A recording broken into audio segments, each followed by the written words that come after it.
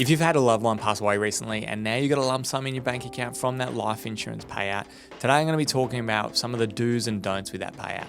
Hi, I'm Phil. Welcome to Skye Simplifies. So the first thing to think about is do not rush. Don't rush into any big major financial decisions. You've had a major life events where someone's passed away, and so just take a beat just to give yourself some time to grieve and manage kind of what you're going through at the moment. Some of the things that we think about are worth avoiding, especially just at the initial stages, is don't go and blow the money on a big trip overseas and thinking that's a way you're going to honor your loved ones. Just be really thoughtful, maybe give yourself a break before you do that, because an overseas trip may be really appropriate to do, and it may be something that your loved one would have loved to happen with that life insurance benefit, but making sure it's not a rash decision. The second mistake that we see is giving a lump sum amount of money to friends or family.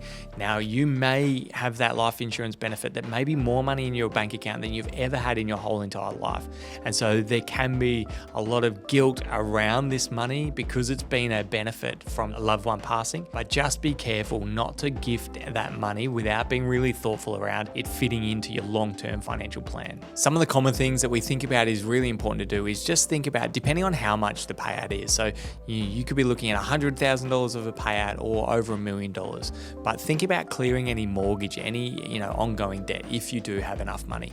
If you just have enough money to pay years worth of that mortgage, then maybe keep that aside for ongoing living expenses. So some of the first things to think about is depending on the amount of money that is in that payout. So some people may have a life insurance benefit worth $100,000, and some may have several $1 million. So it really does depend on your personal situation. But first thing to think about is your mortgage. So do you have enough money to clear your mortgage that you're living in? That's really important, just to give you the breathing space, not to have that monthly mortgage payment coming out every month. And the second thing is just your ongoing expenses. So if you do have ongoing expenses such as school fees or any major expenses ongoing, just think about setting that money aside to fund either a year or two or multiple years to cover that ongoing expenses. And then once you've done those two things, then think about creating a long-term financial plan. There is a life insurance benefit, which means that someone has set up a protection plan for you. So go and speak to a financial advisor about what you are going to do with the remaining amount. Do you want to think about keeping it in a cash account just for savings?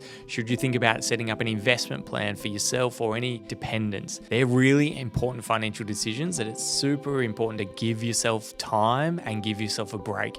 You're going through something that you've maybe never experienced before, so just take time to make really thoughtful financial decisions.